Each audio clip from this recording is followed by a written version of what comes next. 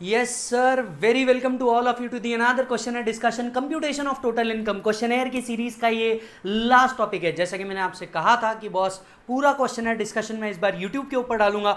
2 topic बाकी थे, TDS TCS already upload हो चुका है और ये लास्ट टॉपिक है questioner discussion as far as CA inter, CMA inter या CS एग्जीक्यूटिव के बच्चे इसे देख सकते हैं। इस बार बच्चों के लिए हर साल कुछ ना कुछ करते हैं बच्चों के लिए। 2019 में पूरा फास्ट ट्रैक फ्री डाला था।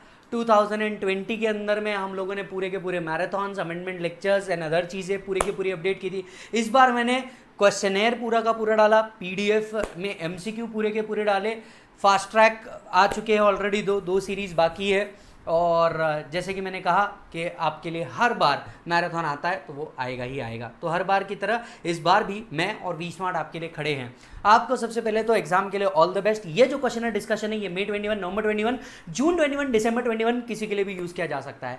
पूरे क्वेश्चन डिस्कशन के अंदर में करीब मोर देन 300 क्वेश्चंस हम लोगों ने क्या किए हैं, डिस्कस किए हैं, जिसमें से कुछ मैंने आपको होमवर्क दिए खुद से करने के लिए, कुछ यहाँ दिए, कुछ करेक्शंस थे क्वेश्चन में मैंने वो करवा दिए, कुछ क्वेश्चंस में करेक्शन आए बच्चों के मुझ पर व्हाट्सएप भी आए तो मैंने उसके भी अकॉर्डिंगली क्या किए बेटा, रिप्लाई किए। बस आपसे एक ही रिक्वेस्ट है, ये जो हम मेहनत कर रहे हैं आप और मैं दोनों मिलकर के मेहनत कर रहे हैं, बस इसे अपने रिजल्ट से ला करके रिजल्ट अपना मुझ तक के व्हाट्सएप कर देना। मैं समझ जाऊंगा कि भैया मेरी और आपकी मेहनत सफल हो गई। यस, फिर सीधा मिलेंगे सेकंड ग्रुप में स्ट्रैटेजिक मैनेजमेंट में या CA फाइनल में direct tax, international tax paper 6 paper 7 के अंदर में। यस और नो। बस इस बार एक चीज याद रखना कि अपने सपनों को ढील मत देना, क्योंकि इस बार भी आपको बहुत ज्यादा टाइम मिला है एग्जामिनेशन के लिए। ऐसे मौके हर बार नहीं मिलते, अपना 100% दे दो। अगर किसी बच्चे तक DT के अंदर में किसी को प्रॉब्लम हो रही है, प्लीज उसको बोल दीजिए ये जो क्वेश्चनर है ये आपके नियरेस्ट सेंटर पे मिल जाएंगे। नियरेस्ट सेंटर पे अगर अवेलेबल नहीं हो तो वी स्मार्ट की वेबसाइट पे अवेलेबल है, Amazon पे अवेलेबल है, कहीं से भी आप क्या कर सकते हो, इसे बाय कर सकते हो। यस और नो, तो आप ले लीजिए और पूरा का पूरा क्वेश्चन डिस्कशन के साथ साथ में करते जाइए। क्वेश्चन पहले आप खुद सॉल्व कीजिए, कहीं अटक जाओ इसको देख लेना, इस पूरी सीरीज को एक बार देख लेना। एग्जाम से पहले फटाफट आप इसको डाउनलोड करके रख लीजिए। आप फास्ट फॉरवर्ड करके अगर इसे देख सकते हैं तो फास्ट फॉरवर्ड करके देख लीजिए। यस और नो। अब हम आ चुके हैं computation of total income, the last topic. एक ऐसा टॉपिक जो मैंडेटरीली 20 मार्क्स के लिए पूछा जाता है। कंप्यूटेशन ऑफ टोटल इनकम के अंदर में कोई सेक्शंस तो नहीं है, पर जितने भी DT के अंदर में आपने 15 टॉपिक्स पढ़े, इन 15 टॉपिक्स को एक साथ क्वेश्चन के अंदर में 4 से 5 चैप्टर्स को मिला करके पूछ लिया जाता है और इसे हम कहते हैं कंप्यूटेशन ऑफ टोटल इनकम। जब आपसे कंप्यूटेशन ऑफ टोटल इनकम के प्रॉब्लम आते हैं तो यहाँ पे 3 तरह के प्रॉब्लम आते हैं। एक, जहां आपसे सिर्फ ग्रॉस टोटल इनकम पूछा जाता है। अगर आपसे सिर्फ ग्रॉस टोटल इनकम पूछा गया है तो एग्जामिनर आपसे एक्सपेक्ट कर रहा है 5 हेड का इनकम, क्लबिंग, सेट ऑफ तक के एडजस्टमेंट। दूसरा प्रॉब्लम होगा आपसे टोटल इनकम। अगर प्रॉब्लम आपसे टोटल इनकम का पूछ रहा है तो वो आपको एक चैप्टर 6A के डिडक्शन भी एक्सपेक्ट कर रहा है। और तीसरा जो पूछा जाता है वो पूछा जाता है total income and tax liability. Right, आपको ये वाले क्वेश्चन हमेशा मिलते हैं। आप सभी को पता होगा क्वेश्चन नंबर 1 जो एग्जामिनेशन के अंदर में आता है और क्वेश्चन नंबर 3 जो एग्जामिनेशन के अंदर में आता है, ये मैंडेटरीली टोटल इनकम कंप्यूटेशन का ही होता है। यस और नो। टोटल इनकम के कंप्यूटेशन में हमें कोई ज्यादा टेंशन लेने की जरूरत नहीं। मैं आपको कुछ स्टेप्स बताता हूं, स्टेप्स को फॉलो कीजिए। सबसे पहले प्रॉब्लम जब भी आप देखें, प्रॉब्लम में तुरंत नीचे देखना आपसे पूछा क्या है। Is it only gross total income, total income plus tax liability, तीनों में से क्या पूछा है, इसके हिसाब से अपने को अपना माइंड में करना पड़ेगा। इसके बाद चाहे आपसे ग्रॉस टोटल इनकम पूछा हो, टोटल इनकम पूछा हो या टैक्स लायबिलिटी पूछा हो, हर हेड को सेपरेटली सॉल्व करना। मतलब जितने हेड उतनी वर्किंग नोट बना लेना। क्या बोला बेटा मैंने? जितने हेड उतनी वर्किंग नोट। यानी मान लो आप पहले प्रॉब्लम को रीड कर रहे हो, प्रॉब्लम को रीड करके आपको रेंट रिसीव्ड मिला, मतलब एक HP का बनेगा। Profit and gains from business and profession मिला, एक PGPP बनेगा। कोई प्रॉपर्टी लैंड सेल ऐसा कुछ रहा, कैपिटल गेन बनेगा। डिविडेंड इनकम दिखी जो इस साल से टैक्सेबल है, इंटरेस्ट इनकम दिखी, इनकम फ्रॉम अदर सोर्सेज, फिर उसने कुछ इन्वेस्टमेंट किए हैं, LIC, PPF एटसेट्रा, फिर TC का बना लेना। राइट, और टैक्स कंप्यूटेशन सबसे एंड का पार्ट है। राइट, तो पहले 5 वर्किंग नोट बनाना, पांचों हेड की जो भी हेड का डिटेल्स होगा उसका वर्किंग नोट बनाना। वर्किंग नोट बनाने के बाद हर हेड को इंडिविजुअली ऐसे सॉल्व करना कि क्वेश्चन ही उसी चीज का है और किसी चीज का नहीं है। मतलब अगर सैलरी की डिटेल्स दियो तो पूरा का पूरा सैलरी को सॉल्व करना, सैलरी के पॉइंट्स को याद करते हुए। राइट, और एज इफ की कोई और दूसरी चीज पूछी नहीं हो, पूरा का पूरा वो याद करना।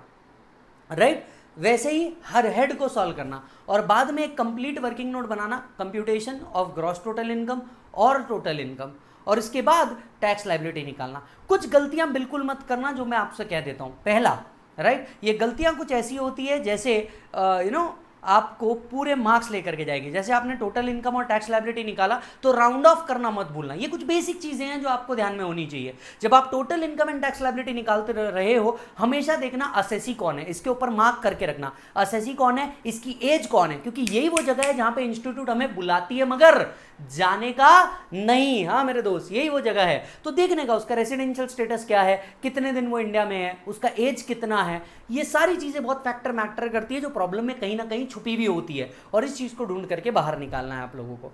यस और नो, राइट। जब आप टोटल इनकम के प्रॉब्लम बना रहे हो या टैक्स लायबिलिटी बना रहे हो, वर्किंग नोट बनाना बिल्कुल ना भूलें। अजम्पशन अगर आपने कुछ लिए हैं तो अजम्पशन लिखना बिल्कुल मत भूलें। और सर जो नोट्स लिखते हैं हम वो नोट्स लिखना मत भूलें, क्योंकि इसके मार्क्स होते हैं। और याद रखें स्टेप वाइज मार्क्स कटते हैं। जब आप टोटल इनकम निकाल रहे हो आप फॉर्मेट के ऊपर ध्यान नहीं देते, ये आप सबसे बड़ी गलती करेंगे। पर्टिकुलर्स, रुपीस, असेसी का नाम, assessment year, computation of total income, ये सारी चीजें प्रेजेंटेशन को बढ़ाती है। और मेरे भाई आज की बात ही तो यही है, जो दिखता है वो बिकता है। तो बस दिखना जरूरी है कि हम ऐसा कुछ कर रहे हैं। आप बात समझ रहे हो, दिखना जरूरी है कि हम ऐसा कुछ कर रहे हैं, ताकि जब हम एग्जामिनर के पास जाए, जब हमारा पेपर जाए, तो वो बहुत अच्छे से हमें मार्क्स प्रोवाइड करे। Getting it sir? इतनी चीज़ें हैं, इतनी चीज़ों पे अगर आप ध्यान दे देंगे तो कंप्यूटेशन ऑफ टोटल इनकम आराम से हो जाएगा। कंप्यूटेशन ऑफ टोटल इनकम एक ऐसी चीज़ है जो ऑलमोस्ट ज़्यादातर हेड होते हैं, पर मैं आपको कुछ हेड के कॉम्बिनेशंस बता देता हूँ जो होते ही है। एक PGBP, capital gain, other source, ये एग्जामिनर का बहुत फेवरेट पार्ट होता है, बहुत फेवरेट पार्ट होता है। या तो फिर सैलरी, एचपी और डिडक्शन, ये 3 कॉम्बिनेशन में बनता है। या फिर एचपी, अदर सोर्सेस, डिडक्शन, ये कॉम्बो बनता है, राइट। चौथा कॉम्बो बनता है capital gain, set of and deduction and tax liability, ये कॉम्बो बनता है, राइट। ये कॉम्बो बनता है। जब भी आप टोटल इनकम की प्रॉब्लम याद कर रहे होंगे, सेट ऑफ के प्रोविजन को ध्यान में रखना, क्योंकि एक ना एक एडजस्टमेंट वो ऐसी जरूर देते हैं जो सेट ऑफ से रिलेटेड होगी और आपके टोटल इनकम पे इफेक्ट करेगी। और इसके नोट लिखना बिल्कुल मत भूलना, राइट। इतनी चीज याद रख लीजिए, दैट्स इट। क्वेश्चन नंबर 1 पे ऊपर आते हैं, क्वेश्चन नंबर 1 के ऊपर आते हैं। अच्छा एक और बात, सिंस इस बार 115 बीएसी आपको आ गया है, तो प्रॉब्लम आपको 3 तरीके से पूछे जा सकते हैं टोटल इनकम के भी। एक, compute the total income ignoring 115 B A C. Compute the total income, option 1 he has opted for 115 B A C, option 2 he has not opted for 115 B A C. तो ये 2 चीजें हो सकती है। तीसरी चीज हो सकती है compute the total income only with respect to 115 B A C. तो ये भी एक कॉम्बिनेशन इस बार क्या हो सकता है, एग्जामिनेशन में बनाया जा सकता है। तो इस एंगल पे भी आपने क्या करना है, ध्यान देना है, राइट। फास्ट ट्रैक में हम लोगों ने बहुत अच्छे से इसको डिस्कस किया हुआ है कि क्या 115 बीएसी में आएगा, क्या 115 बीएसी में नहीं आएगा। तो इस पार्ट को कंसिडर करना मत भूलना। क्वेश्चन नंबर 1, रोजी एंड मैरी आर सिस्टर। क्या बात है साहब, Rosy and Mary are sister, born and bought up in Mumbai. देखिए कुछ चीजें जब आप प्रॉब्लम पढ़ते रहे हाईलाइट करें। Place is Mumbai, got married in 1982 and settled in Canada in 1982। अच्छा जी sir. Rosie got married in 82 and settled in Canada. Rosie Canada में सेटल्ड है, मतलब रोजी नॉन रेसिडेंट हो रही है भाई साहब यहाँ पे, क्योंकि वो कनाडा में सेटअप है। ये छोटी छोटी चीजें हैं जो ढूंढनी पड़ेगी। Mary got married and settled in Mumbai, मतलब ये कौन हो गई, आरओआर हो गई, जब तक के कुछ नहीं बोला है। यस, अब आरओआर आरएनओआर का कंसेप्ट इनने बीच में डाल दिया और पूछेंगे क्या, देख लेना, compute total income and tax liability. Both of them are below 60। क्या बात चली भैया, they are normal person. Following are the detail of their income of the previous year 31 March. ठीक है सर, रोजी एंड मैरी की इनकम बताई हुई है। सबसे नीचे जाओ प्रॉब्लम में सबसे नीचे जाओ, क्या कहता है प्रॉब्लम, ये देखो। Compute the taxable income. जब हमसे टैक्सेबल इनकम पूछा है मतलब ये हमसे टोटल इनकम पूछ रहा है, एंड टैक्स लायबिलिटी, मतलब 2 वर्किंग नोट तो कंफर्म चाहिए, एक टोटल इनकम वाली और दूसरी टैक्स लायबिलिटी वाली। रोजी की भी चाहिए, मैरी की भी चाहिए, और वो बोल रहे हैं 115 बीएसी को इग्नोर करके ये चीज निकालो। ठीक है सर, हमें एक्स जैसे इग्नोर करते हैं हम 115 बीएसी को भी वैसे इग्नोर कर देंगे। हमें क्या कर दो भैया, ignore. Compute the taxable income of Rosy and Mary. Check करो, रोजी को तो कोई सैलरी नहीं मिल रही, यानी एक फॉर्मेट बन सकता है पर्टिकुलर्स रोजी एंड मैरी, रुपीज वाला। ठीक है, pension from the state government 60,000 rupees Mary को मिली, पेंशन मिली है 60,000 रुपीज।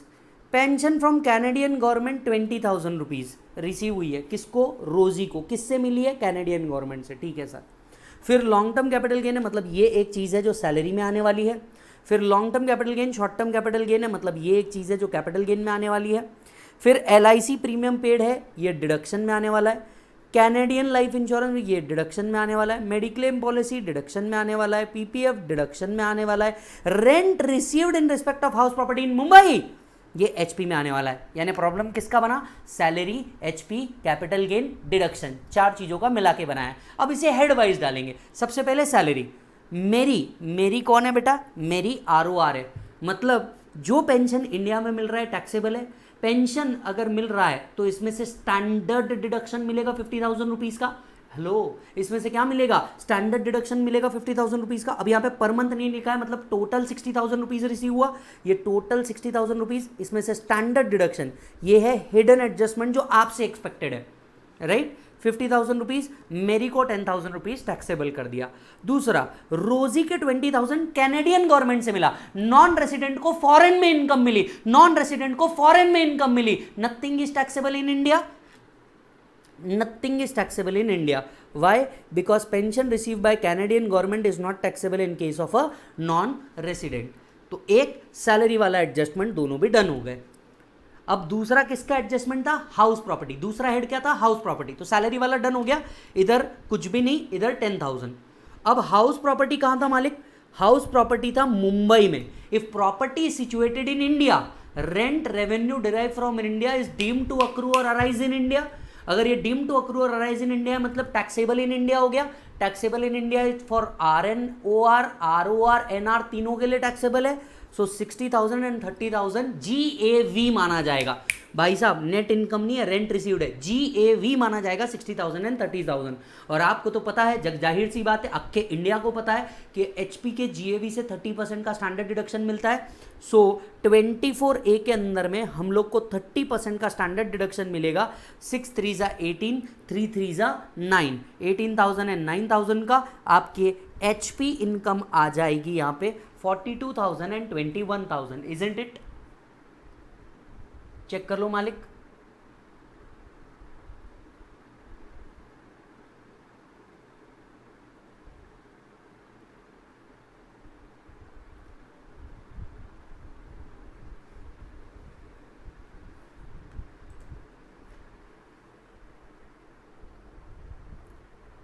चेक कर लो मालिक, डन है?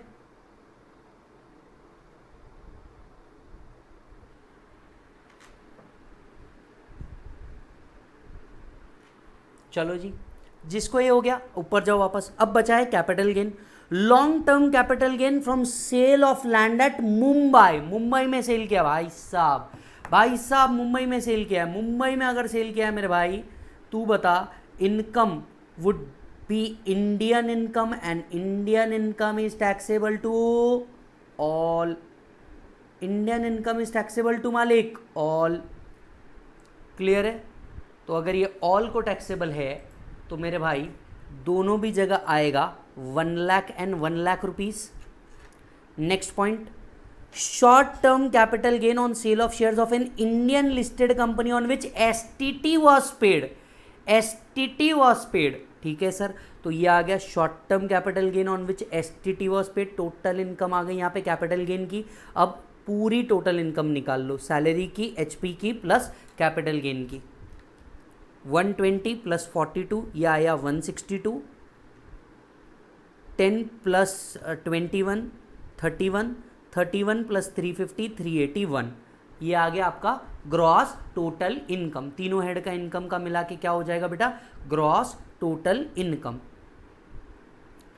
जैसे ये ग्रॉस टोटल इनकम आ गया, अब चलते हैं डिडक्शन के लिए। पहला LIC premium paid 10,000 rupees, 80C के अंदर में डिडक्शन मिलेगा। तो 80C के अंदर में LIC प्रीमियम पेड यहाँ पे आ गया, ठीक है। दूसरा, premium paid for Canadian life insurance corporation at Canada. Canadian life insurance corporation के अंदर में आपने 40,000 रुपये पे किया है, कोई बात नहीं, लाइफ इंश्योरेंस पॉलिसी कहीं पे भी ले लो, हमको क्या प्रॉब्लम है, 40,000 रुपये यहाँ आ गए, राइट।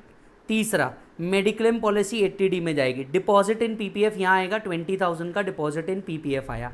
तो लो सर, यहाँ पे 40,000 आ गया, यहाँ पे 30,000 आ गया, यहाँ पे 40,000 आ गया, यहाँ पे 30,000 आ गया। क्लियर है साहब? Next, mediclaim policy premium paid by account पे चेक 80D का डिडक्शन मिलता है, खुद का 25,000 तक का, ये 25,000 तक का डिडक्शन आ गया, राइट। टोटल डिडक्शन यहां पे आपके सामने आ गए। पर अब जरा ध्यान से सुनना, ये पॉइंट को देखना, 55,000 बराबर है, आपकी टोटल डिडक्शन जो अवेलेबल है under chapter 6A is restricted. क्यों रिस्ट्रिक्टेड सर? रिस्ट्रिक्टेड इसलिए क्योंकि कैपिटल गेन चैप्टर से डिडक्शन नहीं मिलता।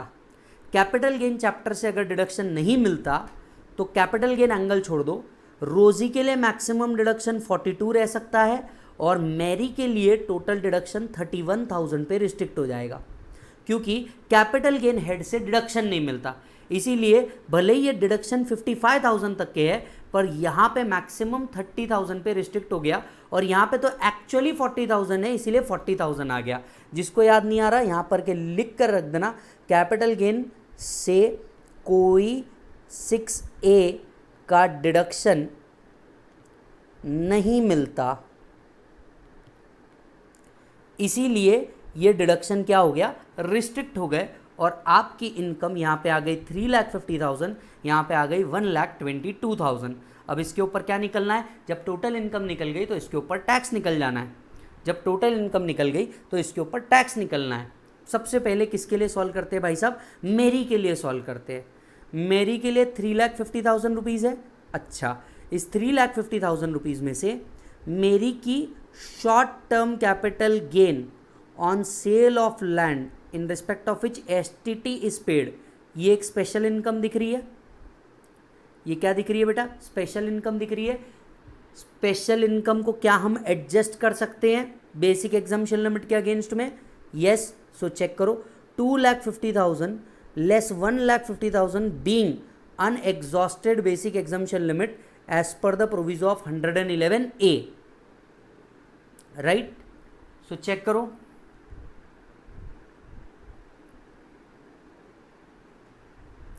$2,50,000 बेसिक एग्जम्पशन लिमिट के अंदर में चले गए। बैलेंस इनकम बचा 1,00,000 रुपीज। ये 1,00,000 के ऊपर पूरा का पूरा 15% स्पेशल रेट, स्पेशल रेट हमने पूरा अप्लाई कर दिया। यहां पे आ गया 15,000 रुपीज टैक्स। सिंस ROR है, इंडिविजुअल है, टोटल इनकम 5,00,000 रुपीज के नीचे है, रिबेट मिल जाएगा 10,500 रुपीज का, 2,500 टैक्स प्लस इसमें 4% का सेस, टैक्स आ गया 2,600। मेरी को एक बार चेक कर लो मालिक।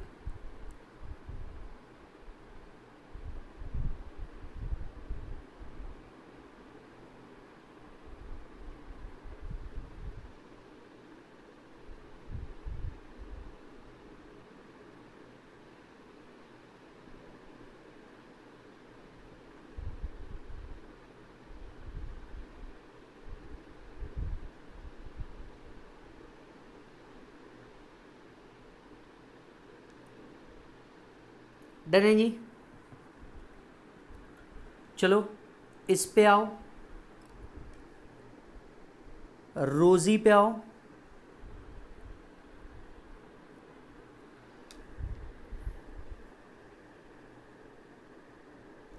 याद करो, नॉन रेसिडेंट, ये जो एडजस्टमेंट था ना, स्पेशल इनकम है तो बेसिक एग्जम्पशन लिमिट के अगेंस्ट में हम एडजस्ट कर सकते हैं, ये सिर्फ रेसिडेंट के लिए अवेलेबल है, नॉन रेसिडेंट के लिए अवेलेबल नहीं है। यहां पे एक और पॉइंट लिखो, non resident can not adjust special income against basic exemption limit. अपने नोट्स देखो, फास्ट ट्रैक और रेगुलर में लिखा के रखा है, बेसिक चैप्टर में ये बेनिफिट सिर्फ रेसिडेंट को अवेलेबल है, तो नॉन रेसिडेंट की स्पेशल इनकम स्पेशल रेट पे ही टैक्सेबल होगी।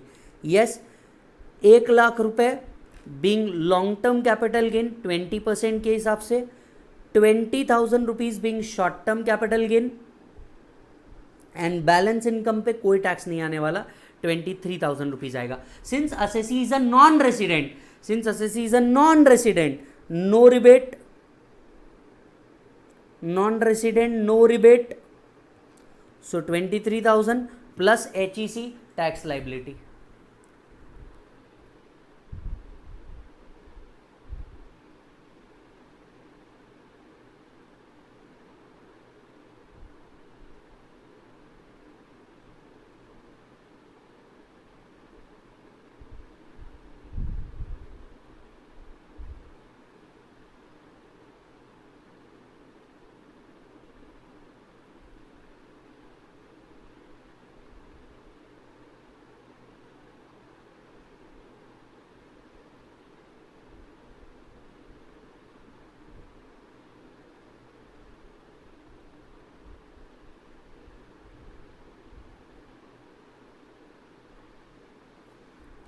डन है बेटा,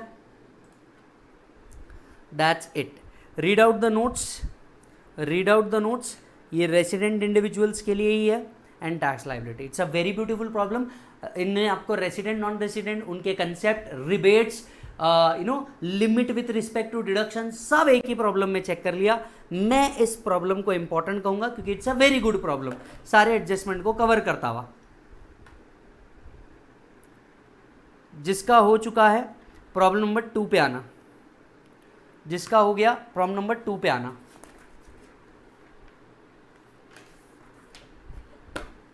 चेक कीजिए.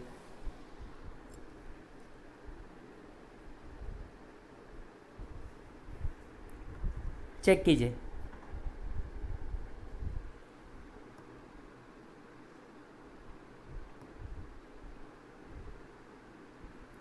From the following particulars furnished by X. जैसे ही बोला एक्स मतलब कौन, individual. For the year ended you are requested to compute the total income and tax payable. Again आपसे 2 रिक्वेस्ट है, टोटल इनकम निकालो, टैक्स पेबल निकालो. ठीक है. For the assessment year assuming that he do not opt for 115 B A C. 115 B A C opt नहीं कर रहा. अब बताओ उसकी टोटल इनकम निकालो. ठीक है सर, निकाल देंगे. X retired on December at the age of 58. अब बात समझ रहे हो, यहाँ पे उसकी एज दी है, मतलब ये नॉन सीनियर सिटीजन हो गया. After putting 25 years and 9 months of service from a private company, मतलब एक इनकम तो है salary income. He has also been paid salary 25,000 per month. HRA भी मिला है during the tenure of the service. On retirement gratuity भी मिला है which was covered under the gratuity act. ठीक है. X has not received any other gratuity at any point of earlier other than this gratuity. He has been accumulated leave salary भी दिया हुआ है, average salary दिया है. Employer ने कितने दिन की अलाउड की है, 30 दिन की लीव पर एनम अलाउड की है. After retirement he ventured into the textile business and incurred the loss. यानी यहाँ पे पीजीबीपी आया भाई साहब, पीजीबीपी के साथ साथ सेट ऑफ भी आया क्योंकि यहाँ पे लॉस आ रहा है. सैलरी इनकम है, पीजीबीपी लॉस है. सेट ऑफ का कंसेप्ट याद करके रखना. He has deposited in PPF. PPF मतलब डिडक्शन भी आया. सो कॉम्बिनेशन है सैलरी, पीजीबीपी एंड डिडक्शन. ये 3 चीज का कॉम्बिनेशन है. शुरुआत कहां से करेंगे मालिक, सैलरी से शुरू करेंगे. एक गलती जो बच्चा करेगा, वो रिटायर हो चुका है, सैलरी 25,000 पर मंथ है. अब बच्चा क्या गलती करेगा, 25,000 इंटू 12 कर देगा. ना मुन्ना ना, ये गलती मत करना. ये गलती मत करना कि उसने मैसेज किया है तो तुम लगे hi I was just thinking about you, I was just about to message you. नहीं नहीं नहीं नहीं, उसने हाय किया, पहले रिप्लाई नहीं करने का, पहले देखने का. क्या देखने का, रिटायर हुए कब, दिसंबर में. तो कितने मंथ की सैलरी आएगी, 9 मंथ्स. अप्रैल मई जून जुलाई अगस्त सितंबर अक्टूबर नवंबर दिसंबर, 9 मंथ्स का सैलरी आएगा. सो 25,000 इंटू 9 मंथ्स, ये बनेगा आपका बेसिक सैलरी. आया, ये बनेगा आपका बेसिक सैलरी. चेक कर लो मालूम.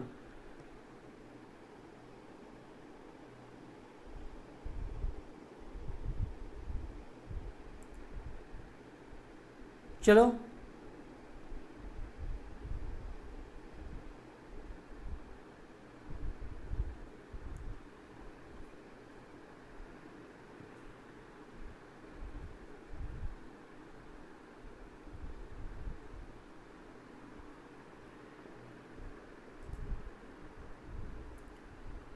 आइए आगे बढ़ते हैं.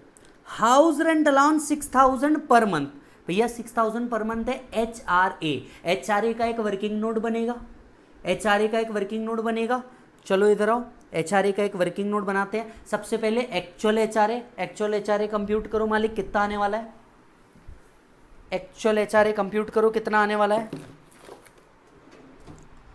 So actual HRA 6,000 per month के हिसाब से 6 9s are 54. 54 becomes your actual HRA.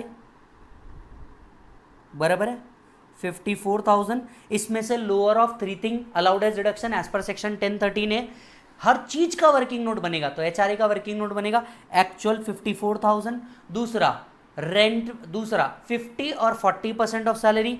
कहाँ रहने के लिए है वो पहले ये चेक करो. He is in Mumbai. Mumbai में अगर है तो 50% ऑफ सैलरी, 50% ऑफ सैलरी। बच्चों सैलरी बोले तो basic plus DA for retirement plus commission which is based on turnover. Basic तो ठीक है, क्या डीए दिया है कहीं पे? चेक करो प्रॉब्लम में, क्या कहीं पे डीए दिया है? नहीं। कमीशन दिया है? नहीं। सो बेसिक के भरोसे आगे बढ़ना पड़ेगा। बेसिक के भरोसे आगे बढ़ना पड़ेगा। कैसे आया? 6,000 रुपये। बेसिक कितना है आपका पहले ये देखो, बेसिक इज 25,000, तो इधर आओ 25,000 इंटू 9 मंथ्स इंटू 50%, यह आया 1,12,500। HRA हम रिलेवेंट पीरियड के लिए निकालते हैं, यह आया रिलेवेंट पीरियड बराबर। तीसरा था rent paid minus 10% of salary. Rent paid कितना है चेक करो, he has paid rent 6,500 per month, so 6,500 per month minus 10% of salary. 10% of salary, salary कितना था? 25,000। इसका 10% कितना होगा बेटा? इसका 10% होगा 2,500। सो 6,500 माइनस 2,500 इंटू 9 मंथ्स, यह आया 36,000 रुपीज़। तीनों में से लोअर कितना है? 36,000 रुपीज़। तो टैक्सेबल कितना हुआ? 18,000 रुपीज़। टैक्सेबल कितना हुआ? 18,000 रुपीज़। ऊपर आ, ये ले 18,000 रुपीज़ टैक्सेबल हो गया टनटना। वर्किंग नोट चेक कर ले तेरी, वर्किंग नोट चेक कर ले तेरी।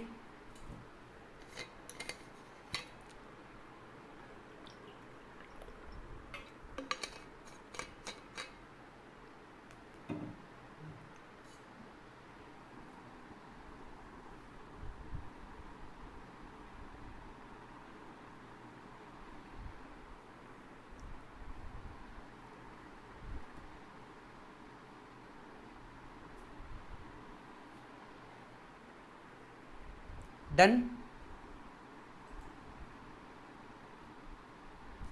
आ जाओ तीसरी चीज़ पे चलते हैं। तो मैं 2 मिनट के लिए सब बाजू कर रहा हूँ।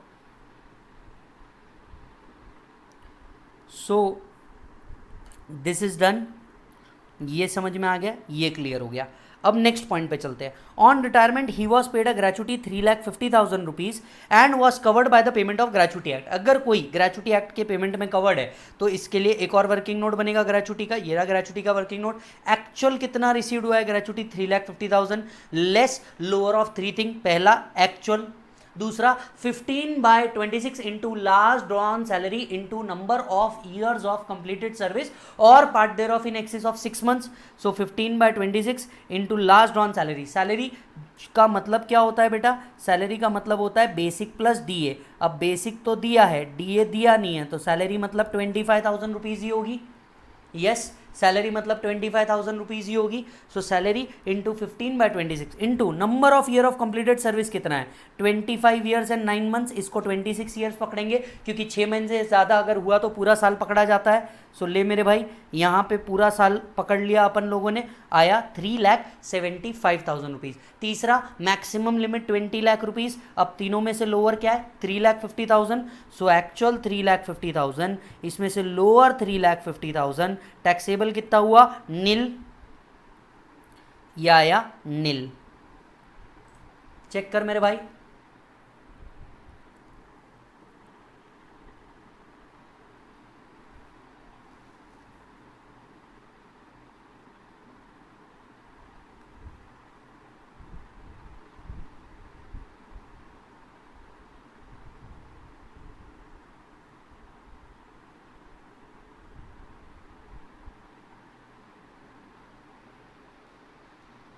डन है सर। आगे बढ़ते हैं, ऊपर चलते हैं। ये हो गया ऑन रिटायरमेंट वाली बात। आगे चलते हैं। He has an accumulated leave, he has an accumulated leave of 15 days per annum during the period of his service. This was encashed by X at the time of retirement. On retirement 3,15,000 rupees मिला है उसको leave encashment. His average salary may be taken at 24,500 employer has given 30 days of leave per annum, leave salary निकालनी पड़ेगी। Leave encashment में lower of 4 thing होता है, पहला actual 3,15,000, दूसरा होता है एवरेज सैलरी फॉर 12 मंथ्स मतलब 24,500 इंटू 10, तीसरा था बेटा स्टैचुटरी लिमिट 3 लाख रुपीज़, ये आया स्टैचुटरी लिमिट 3 लाख रुपीज़। चौथा था लीव क्रेडिट, लीव क्रेडिट कैसे निकालते थे हम लोग, balance leave into average salary divided by 30, balance leave into average salary divided by 30। अब बैलेंस लीव कैसे निकाला जाता है चेक करो, प्रॉब्लम में बैलेंस लीव दिया नहीं है तो हमें कैलकुलेट करना पड़ेगा leave allowed for every completed year, so leave allowed into every completed year 750 days का लीव, बराबर है। उसमें से वो कितने दिन का लीव लेता है, 15 दिन का लीव लेता है हर साल, मतलब 15 डेज इंटू 25 ईयर 375 डेज का लीव उसने ले लिया। 750 में से 375 डेज का अगर लीव ले लिया, सो लीव कितना बचा है eight the time of retirement, 375, so 375 is the balance leave into average salary 24,300 divided by 30, ये आया 3,06,250, सो 3,15,000 less 2,45,000 being lower of 2,45,000 being lower of 70,000 taxable हो गया। इन चारों में से लोअर क्या है, 2,45,000, सो 2,45,000 3,15,000 में से माइनस कर दिया, 70,000 रुपीज़ आ गया एंड यहाँ आपका ग्रॉस सैलरी जनरेट हो जाएगा। ग्रॉस सैलरी में से 50,000 का स्टैंडर्ड डिडक्शन देना, टैक्सेबल सैलरी आ जाएगा।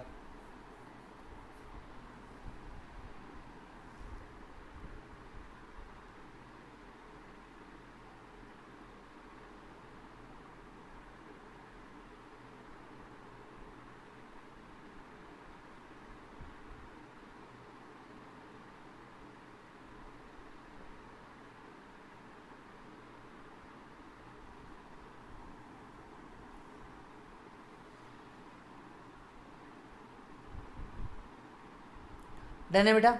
अच्छा, अब ये हो गया पूरा सैलरी का कंप्यूटेशन। इसके बाद क्या था हमारे पास, बिजनेस लॉस था। लॉजिकली सोच के देख, बिजनेस लॉस सैलरी इनकम से सेट ऑफ हो सकता नहीं, सो यहाँ पे बिजनेस लॉस को हम स्ट्रेट अवे कैरी फॉरवर्ड करेंगे, वो सेट ऑफ नहीं हो सकता। यही बनेगा तेरा gross total income. Gross total income में से 80C का डिडक्शन ले लेना, 1 लाख रुपए का आएगा टोटल इनकम। सिंस तेरा total income basic exemption limit से ऊपर नहीं है, तेरा टैक्स लाइबिलिटी नील।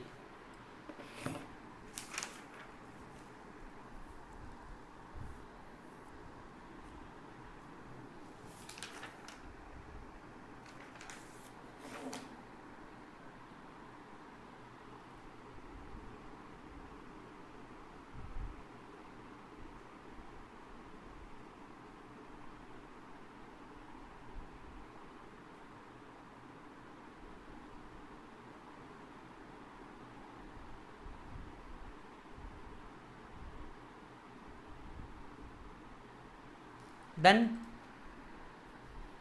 चलिए जी, जिसका हो गया क्वेश्चन नंबर 3 के ऊपर जाते हैं। क्वेश्चन नंबर 3 पे आ जाइए। देख मेरे भाई, टोटल इनकम को सॉल्व करते वक्त कंफर्म कंफ्यूजन होगा, और अगर तुझे कंफ्यूजन हो रहा है ना तो तू सही जा रहा है। जी हाँ, मेरी बात को ध्यान से सुनिए। टोटल इनकम को कंप्यूट करते वक्त बहुत सारी चीजों को ध्यान में रखना पड़ता है, and it is bound to happen कि आपको कंफ्यूजन हो। और अगर आपको कंफ्यूजन हो रहा है, don't worry, it's a good sign. जहां अटको सिर्फ उतना प्रोविजन वापस जा करके देख लेना कि जिंदगी में कभी मोड़ आए तो मुड़ना पड़ता है, इसे रास्ते बदलना नहीं कहते। ठीक उसी तरह अगर कभी प्रॉब्लम सॉल्व करते वक्त एक दो जगह अटक भी जाओ, कोई प्रॉब्लम नहीं है, जाना जाकर के प्रोविजन पढ़ना कि मोड़ आए तो मुड़ना पड़ता है, इसे रास्ते बदलना नहीं कहते। इस बात को याद रखना बेटा, और अपना वापस से पढ़ाई करने बैठ जाना, उस पॉइंट को समझ के आ जाना। देखिए हम ह्यूमन हैं, वापस से जाके पढ़ लेंगे तो ईगो हर्ट करने वाली कोई चीज नहीं है यहाँ पे। ऐसा मत कर देना, मैंने तो पूरा पढ़ा था, मेरे को याद रहना चाहिए था, मेरा ईगो हर्ट हो गया। अबे पढ़ाई करते वक्त ना ईगो बीच में नहीं लाते मेरे भाई, बात समझ। पढ़ाई करते वक्त ईगो बीच में नहीं लाते। ईगो बीच में लाना है तो प्यार में लेके आ, उसने मना किया तो अब साले डिग्री कंप्लीट करके दिखाऊंगा, और बाद में चन्ना मेरिया गाने के बदले में ये गा के दिखाऊंगा, अब तू मेरे इंतकाम देखेगी। समझ में आ रही है बात? तो एटीट्यूड को बदलो बेटा, बात सिंपल है।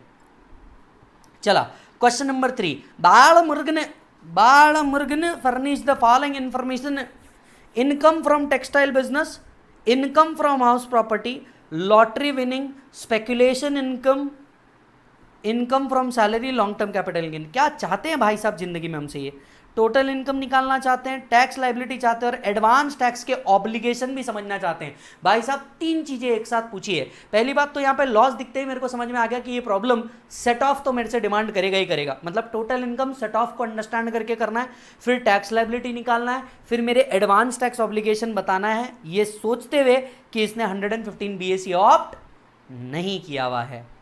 ठीक है सर, कर लेंगे, झेल लेंगे थोड़ा बहुत।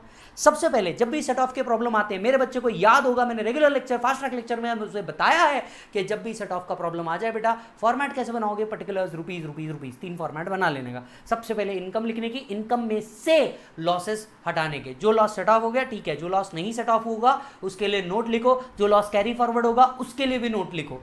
याद आ रहा है तुमको? चलो, सबसे पहले यहाँ पे कौन सी इनकम है? स्पेक्युलेटिव बिजनेस इनकम यहाँ पे अपने को देखने को मिलेगी, और एक है सैलरी जो ऑलरेडी कंप्यूटेड है। कंप्यूटेड है मतलब डिडक्शन देने की जरूरत नहीं। तो यहाँ पे आए 60,000 रुपीज़, हमने सैलरी लिखा।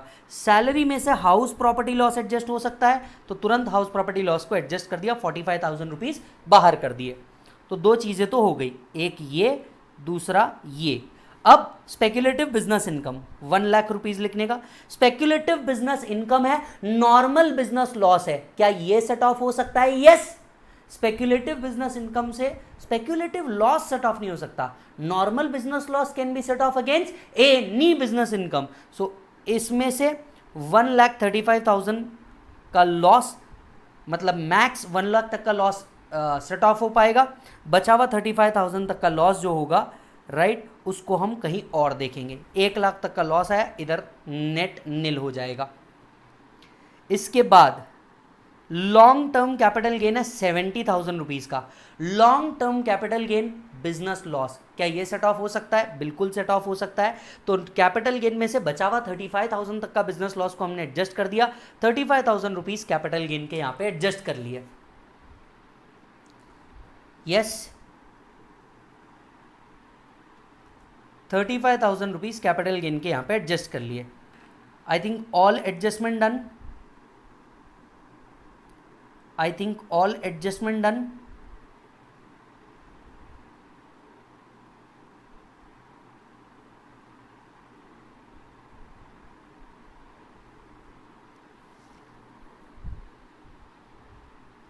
चलो जी,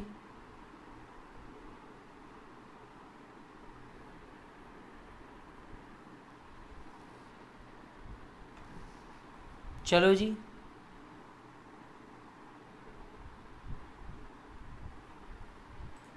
अभी टोटल इनकम आ गया, बराबर है। कैसे? विनिंग फ्रॉम लॉटरी भी जोड़ दो, टोटल इनकम यहाँ पे आ जाएगा 5,80,000 रुपीज़। खत्म हो गया, ये हो गया टोटल इनकम। अब टोटल इनकम के बाद आता है टैक्स लाइबिलिटी। 5,80,000 तेरी टोटल इनकम है, इसमें से लॉटरी विनिंग है 5 लाख रुपीज़ का। सबसे पहले 5 लाख पे 30,000 बाजू करो। बची हुई इनकम एक्सक्लूडिंग लॉटरी इनकम पे कुछ नहीं आने वाला, क्योंकि वो बेसिक एग्जाम्पशन लिमिट के अगेंस्ट में एडजस्ट हो जाएगी। Lottery income basic exemption limit के अगेंस्ट में एडजस्ट नहीं होती। Why? Because winning is taxable. What is taxable? Is winning. Winning is taxable, तो विनिंग के अगेंस्ट में कुछ एडजस्ट नहीं हो सकता। यहां पे 1,50,000 पे 4% का सेस निकालो, टोटल टैक्स लाइबिलिटी आई 1,56,000 रुपीज की। तो दूसरा क्वेश्चन भी सॉल्व हो गया टैक्स लाइबिलिटी का। अब तीसरा है, क्या हम पे एडवांस टैक्स का ऑब्लिगेशन है क्या? ध्यान से सुनना, क्या हम पे एडवांस टैक्स का ऑब्लिगेशन है क्या? Answer is no. सर क्यों? बेटा, अगर लॉटरी विनिंग 10,000 के ऊपर हुई होगी तो सामने वाले ने मुझे टीडीएस कट करके ही दिया होगा। सो 5 लाख का 30%, मतलब 1,50,000 मेरे पे टीडीएस कट करके ही आए होंगे, तो मेरी balance tax liability less than 10,000 रह जाती है। तो एडवांस टैक्स बिल्कुल अट्रैक्ट नहीं होने वाला। एडवांस टैक्स बिल्कुल अट्रैक्ट नहीं होने वाला। जो आपने एडजस्टमेंट्स किए हैं उसके वर्किंग नोट नीचे लिखने पड़ेंगे।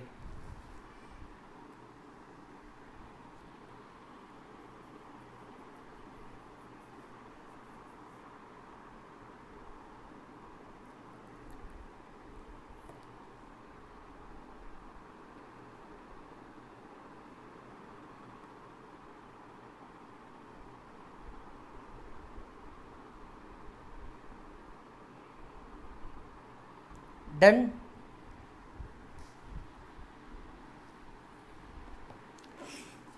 It's a very good problem, अच्छा प्रॉब्लम था, आप देख सकते हैं।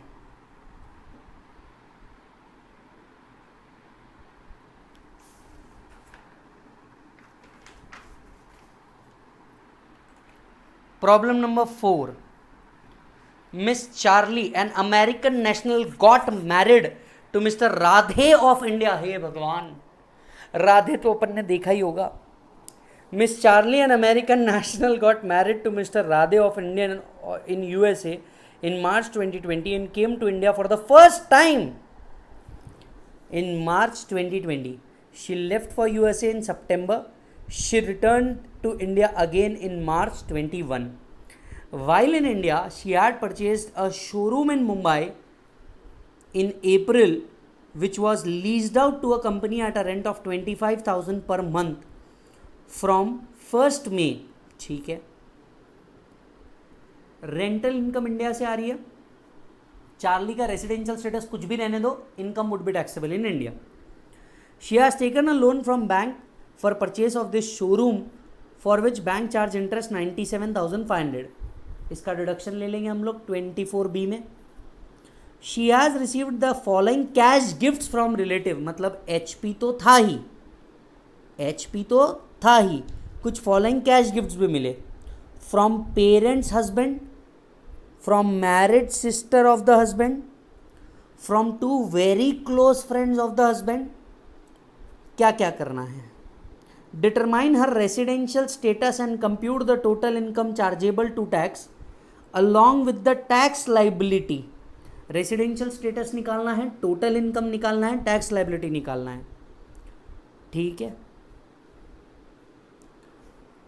would the residential status go under change if it is the person of Indian origin and total Indian income is 18 lakh and she is not liable to tax in USA? Yes, 61A amendment based question है, mark करो ना, important amendment based question है मालिक। मैंने ज़्यादा question रखने से जगह क्वालिटी क्वेश्चन रखे हुए हैं भाई साहब, ध्यान से सुनना। Most of the questions are also taken from module itself, क्योंकि भाई साहब वो गीता है, उसको हम छोड़ नहीं सकते, उसमें के बेहतरीन क्वेश्चन को कवर किया हुआ है। क्या करना है, सबसे पहले देखो प्रीवियस ईयर में वो कहाँ से कहाँ तक थी। प्रीवियस ईयर के अंदर में शी लेफ्ट फॉर यूएसए इन सितंबर, मतलब 1/4/2020 से लेकर के 19/9/2020 तक के वो इंडिया में थी। मिस चार्ली इंडिया में थी। The day she comes to India and the day she leaves India, both are counted. तो भाई साहब पहला 1/4/2020 से लेके 19/9/2020 तक के वो इंडिया में थी, टोटल हुआ 172 days.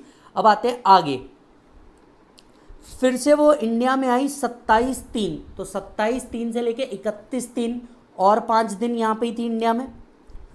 Total number of days in the previous year is 177। अब 4 प्रीवियस प्रीसीडिंग ईयर में ढूंढना पड़ेगा हमें। 4 प्रीवियस प्रीसीडिंग ईयर की अगर मैं बात करूं, so she has came to India for the first time in March 2020, मतलब 4 प्रीवियस प्रीसीडिंग ईयर में सिर्फ और सिर्फ 16 दिन ही हुए होंगे। यस, सो सीधी सी बात है, इनका रेसिडेंशियल स्टेटस क्या हुआ समझ। 182 days or more in previous year? No. At least 60 days in previous year and 365 days? No. Miss Charlie is a non-resident. Due to non-fulfillment of any of the two conditions, she would be treated as non-resident. Non-resident को भी Indian property से जो income हो रही है ये Indian income ही रहेगा। सो कितना रेंट उनको रिसीव हो रहा था, मिस चार्ली को 25,000 पर मंथ रिसीव हो रहा था। कहाँ से लेकर के? मई से लेकर के, बराबर है। तो 11 महीने का इंटरेस्ट 25,000 इंटू 11, 11 महीने का टोटल इनकम आ गया 2,75,000। ये आपका ग्रॉस टोटल इनकम बन गया। म्यूनसिपल टैक्सेस कुछ दिए नहीं है, 30% का स्टैंडर्ड डिडक्शन और इंटरेस्ट दिया था 97,500। वो क्लेम करके आपका नेट इनकम जो बाहर निकला वो निकला 95,000। इसके अलावा आपको कुछ गिफ्ट्स मिले। पहला गिफ्ट किससे मिला? पेरेंट ऑफ हस्बैंड, रिलेटिव माने जाते हैं parent of husband, gift taxable नहीं है। Married sister of husband, husband की सिस्टर रिलेटिव मानी जाती है, टैक्सेबल नहीं है। पर फ्रेंड रिलेटिव नहीं माने जाते और वैल्यू 50,000 के ऊपर है तो पूरा 172 टैक्सेबल हो जाएगा। 172 प्लस 95 267 आपकी टोटल इनकम बन जाएगी। चेक कर लो मालिक, 267 आपकी टोटल इनकम बन जाएगी।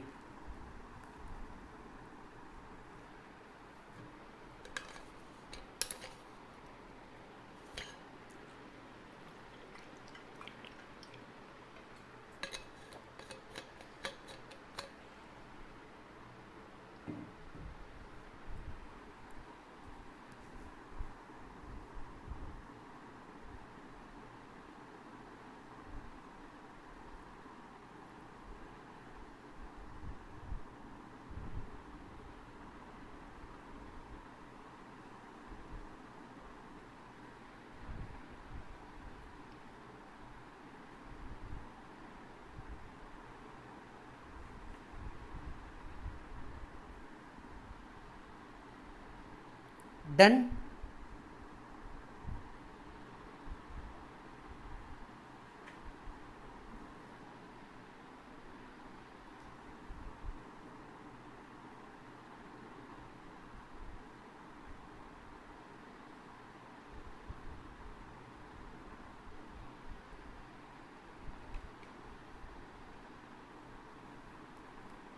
चलो जी, tax liability game over, right. Notes check कर लीजिए।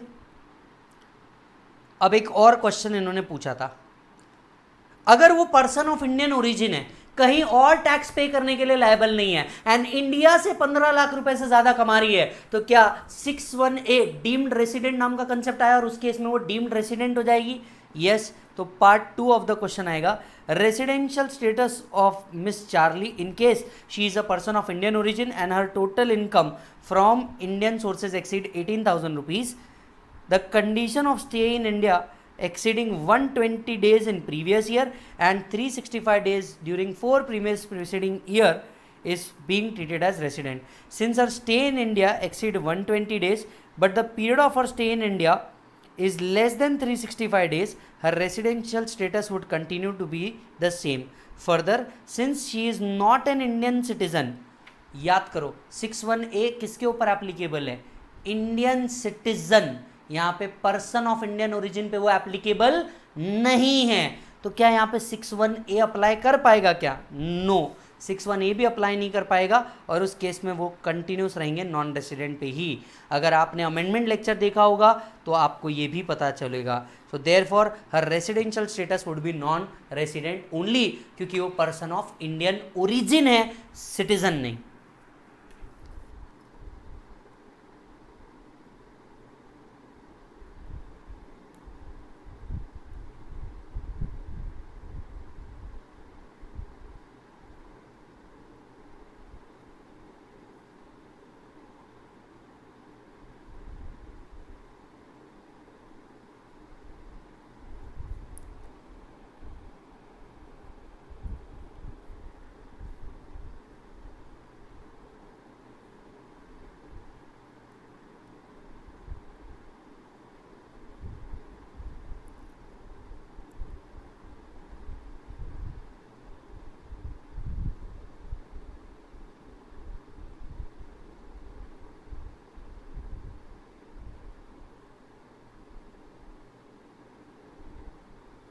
टन है जी,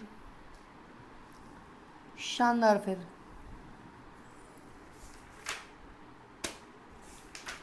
बढ़ते हैं आगे, क्वेश्चन नंबर 5 की ओर देखते हैं। Question number 5, a kind of a question which I personally like. Purvi, age 55 year, is a chartered accountant in practice. भाई साहब, she maintains her account on cash basis. Her income and expenditure account provides the following: income either, expenditure either. Other information is given. Compute the total income tax payable for the assessment year 21-22. ठीक है sir, ठीक है sir. सबसे पहले शुरुआत होगी कौन कौन सी इनकम है ये देखते हुए। कुछ फीस अर्नड है, कुछ डिविडेंड रिसीव्ड है, इनकम फ्रॉम यूटीआई है, ऑनोरियम रिसीव्ड है, ऑनोरियम रिसीव्ड है, रेंट रिसीव्ड है। आई थिंक इसमें सबसे पहले रेंट रिसीव्ड आएगा 85,600, तो एक वर्किंग नोट बनाना 85,600 हाउस प्रॉपर्टी का। इसमें से एक्सपेंडिचर में चेक करो कहीं म्युनिसिपल टैक्सेस पेड है क्या, यस म्युनिसिपल टैक्सेस पेड दिख रहा है in respect of house property, so ये 3,000 रुपीज़ माइनस करो, आपका नेट एनुअल वैल्यू आ जाएगा। नेट एनुअल वैल्यू में से स्टैंडर्ड डिडक्शन माइनस करो, इसमें से कुछ इंटरेस्ट ऑन बोरोड कैपिटल दिख रहा है क्या वो देखो, एक्सपेंडिचर में कोई इंटरेस्ट ऑन बोरोड कैपिटल दिख रहा है क्या, नहीं। नोट्स में कुछ दिख रहा है क्या, चेक करो।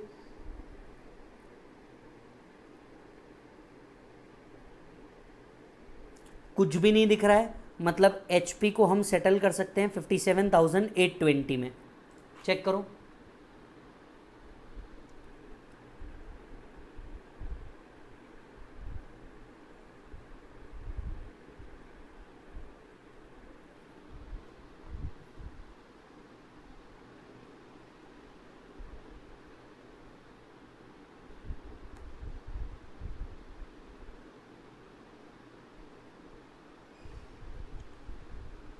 डन।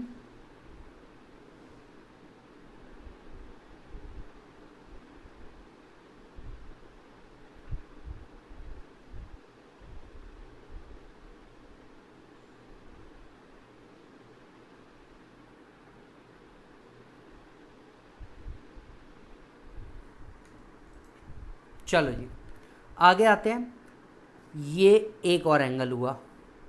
अब पीजीबीपी कंप्यूट करते हैं।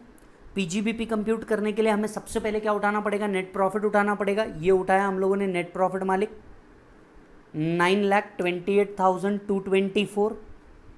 यस, अब एक एक करके कहाँ जाएंगे सर, एक एक करके नोट्स पे जाएंगे। Allowable rate of depreciation on the motor car is 15%, ठीक है। Value of benefit received from client during the year in course of profession is 10,500, ये भी ठीक है, कोई प्रॉब्लम नहीं है, ये भी ठीक है।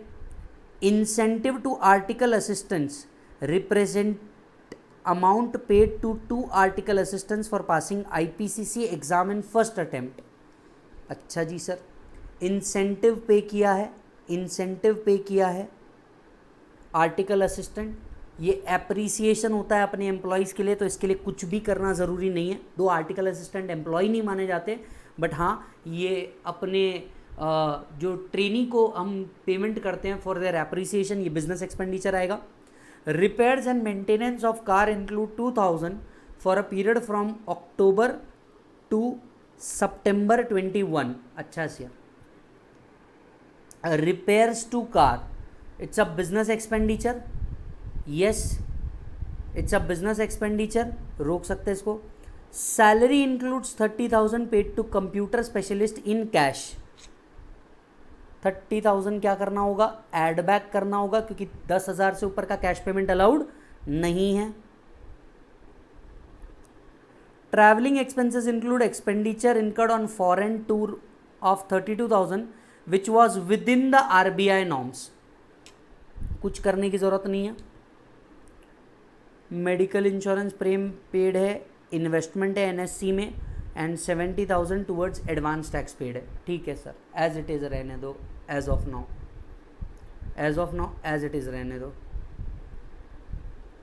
Value of benefit receive from the client during the course, ये 10,000 इनकम में एडेड नहीं है, पर पीजीबीपी कहता है कि अगर क्लाइंट से बेनिफिट मिला है तो इसे इनकम मानना पड़ेगा, इसलिए ऐड बैक में 10,000 भी ऐड करेंगे सेक्शन 28 के हिसाब से। वैल्यू ऑफ एनी बेनिफिट और perquisite receive during the year, ये पीजीबीपी माना जाता है, ये पीजीबीपी माना जाता है।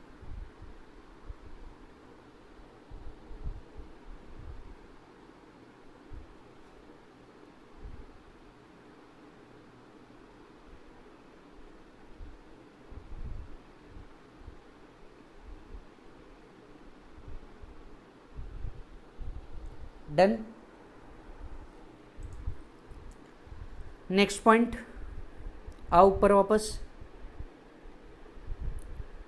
Salary to staff, stipend to article assistant, office rent, printing, stationery, meeting, seminar, conferences, purchase of car. Car purchase is capital expenditure, ये डेबिट नहीं हो सकता।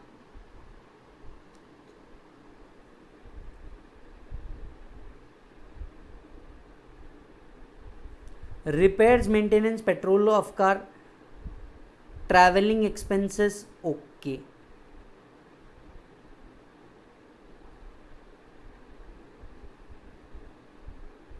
म्युनिसिपल टैक्सेस 3000 जो आपने पे किए थे प्रॉपर्टी के लिए, ये बिजनेस एक्सपेंडिचर नहीं है, ऐड बैक करो। यहाँ से कुछ चीज़ें हटानी होगी।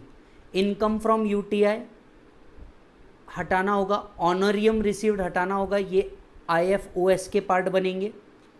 रेंट रिसीव्ड हटाना होगा, ये एचपी का पार्ट बनेगा।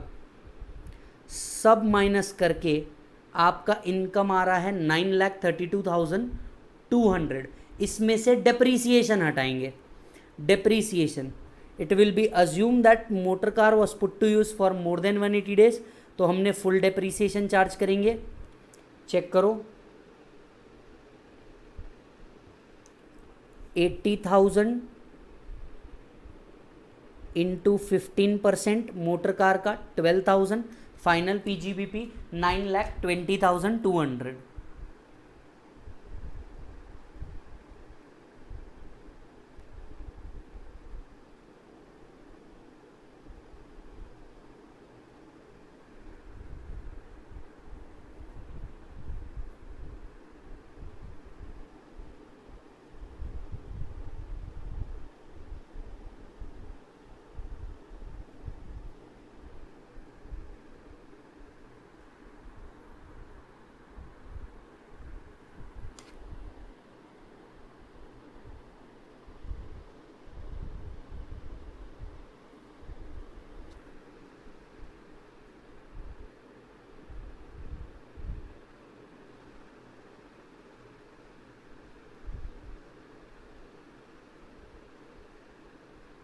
If it is done,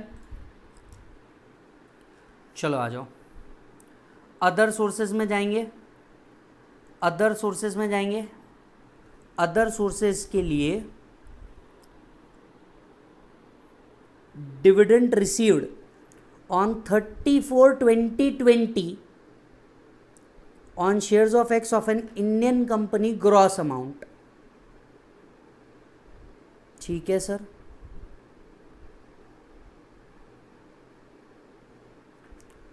dividend, ये एग्जाम्ड अंडर 1034 हटेगा यहाँ से, यहाँ 10,524 आएगा। Income from UTI is examined is okay. यहाँ टोटल ऑनरियम 15,800 भी आएगा, एंड यहाँ आईएफओएस चेंज होगा।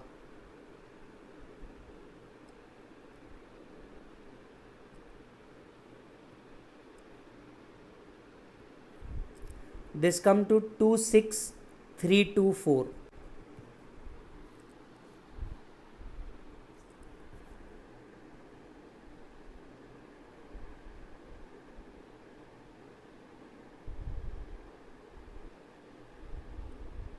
Yes.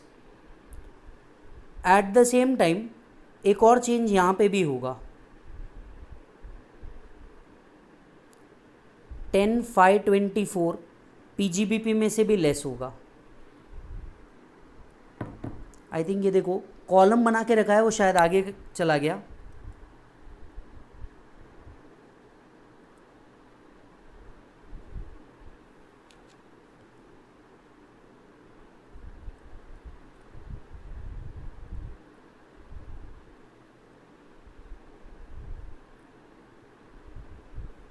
आप टोटल देखोगे तो ये टोटल बिल्कुल करेक्ट है।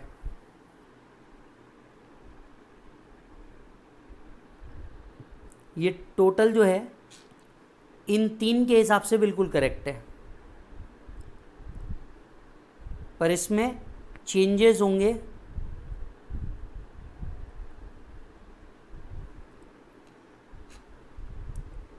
अब ये टोटल परफेक्ट आएगी।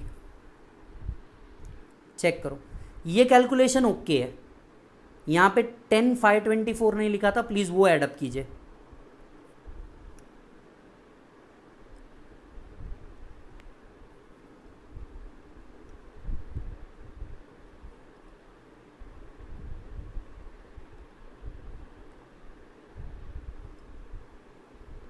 This is correct, this is correct, this is correct. यहाँ करेक्शन करना है, ये काटना है, आपका IFOS आएगा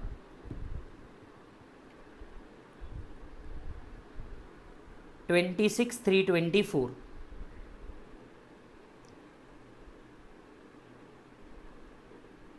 तो ये डिविडेंड का भी एडजस्टमेंट हो गया, ये भी एडजस्टमेंट हो गया। ये तीन तो वैसे भी PGBP में ही जाने थे, तो इनका कोई एडजस्टमेंट करने की ज़रूरत नहीं।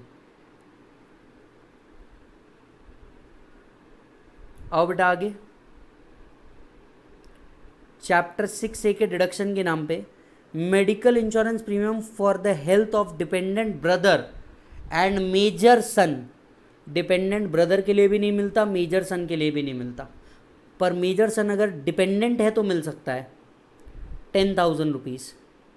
सो ये 80D के अंदर में आ सकता है।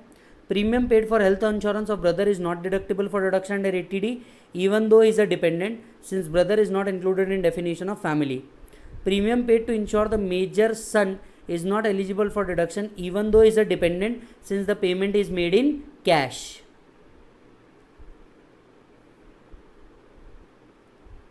मेजर सन के लिए मिल सकता है, पर since amount is paid in cash नहीं मिलेगा। 10,000 NSS में किया है, ये मिल जाएगा, और एडवांस टैक्स के लिए जो पे किया है ठीक है। तो यहाँ पे ओवरऑल डिडक्शन 10,000 का ही आएगा।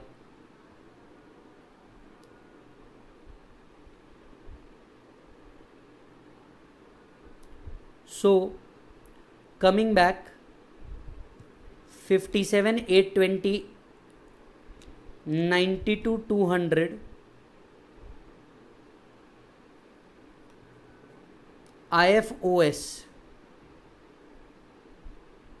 IFOS का फिगर चेंज होगा।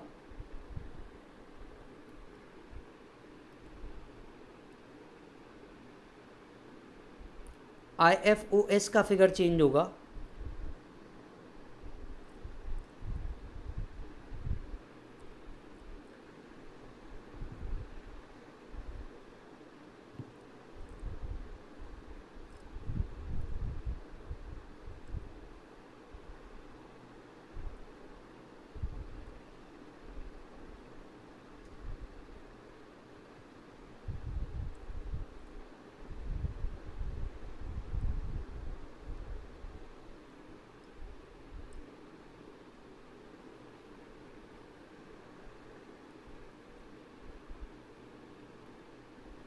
टू 6,324 आएगा।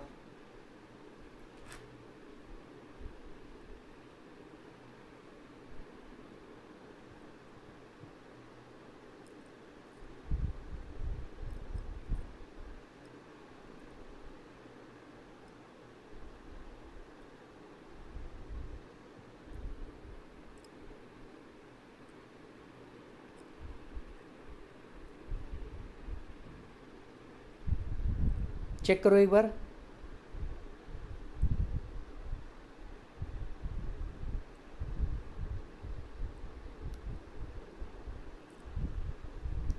इसमें से 10,000 का डिडक्शन माइनस होगा, this will come to 95,4,344,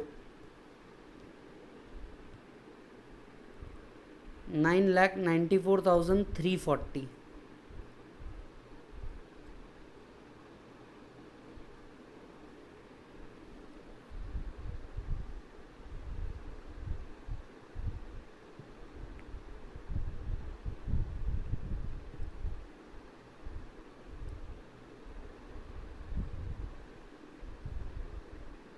solve कीजिए, टैक्स लायबिलिटी निकालिए।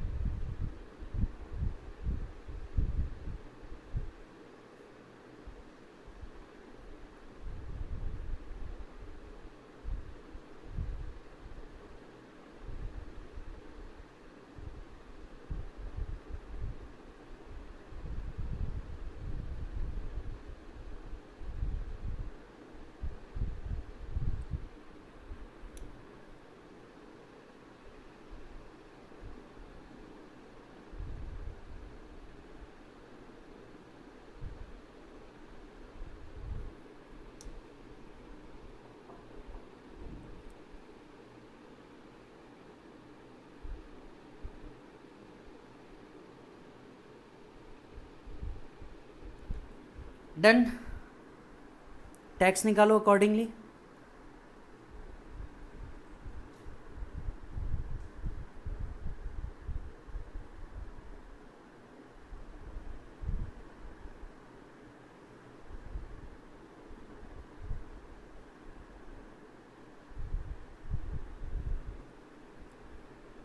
The total come to 111368.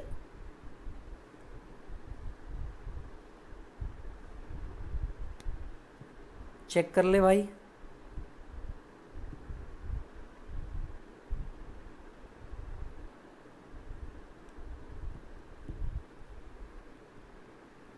Double 454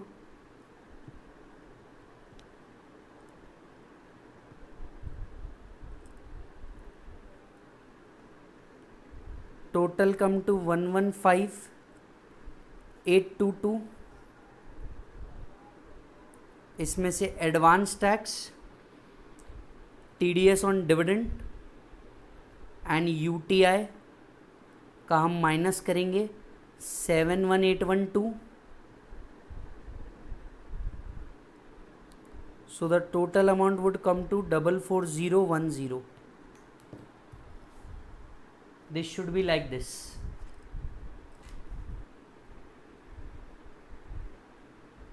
And that's it.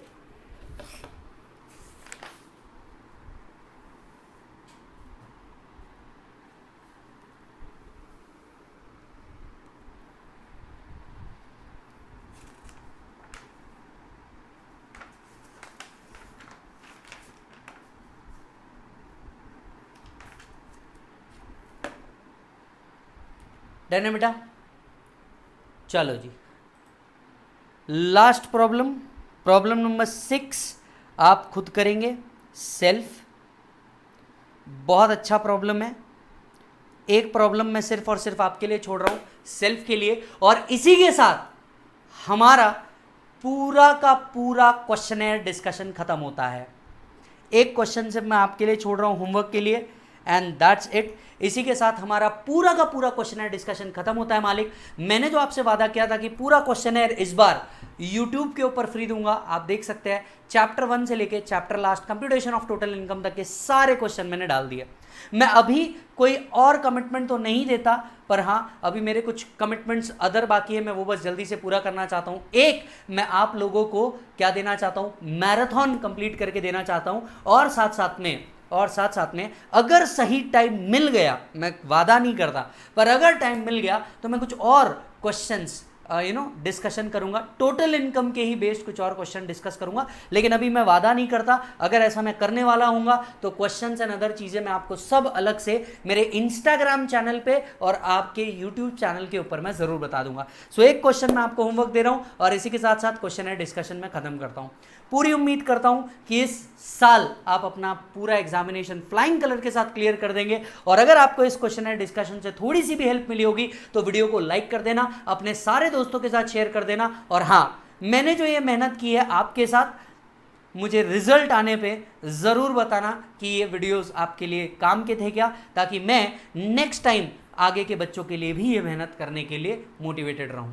Right? आप लोग अपना पूरा ख्याल रखें, अपने परिवार का पूरा ख्याल रखें, और हाँ, मेहनत में कभी कोई कमी मत रखना। और याद रखना बेटा, पढ़ो तो हद कर दो, वरना प्रोग्राम रद्द कर दो। This was Vijay Sada signing off. Thank you so much. Bye बोलो बच्चों।